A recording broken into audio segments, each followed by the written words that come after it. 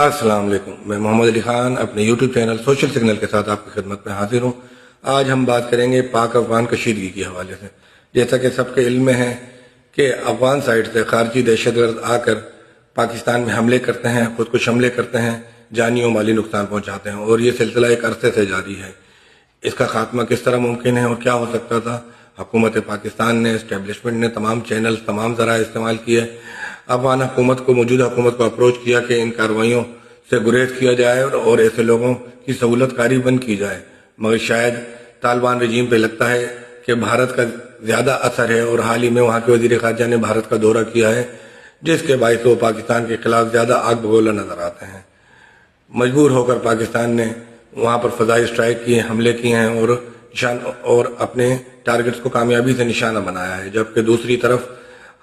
افغان طالبان کی طرف سے بھی رد عمل سامنے آیا ہے اور پاکستان کو بھی جانی نقصان اٹھانا پڑا ہے۔ مگر جب جنگ ہوگی دو فریقوں کے درمیان تو یہ سب کچھ تو ہوگا،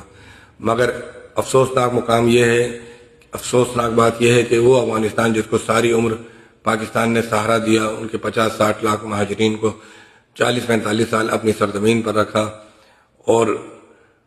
روس کے خلاف جنگ لڑنے کے لیے افغانستان کی پشت بنائی کرتے رہے، یہاں سے تنظیمیں جاتی رہیں، اور امریکہ اور روس کی جنگ پاکستان افغانستان کی سرزمین پر لڑتا رہا۔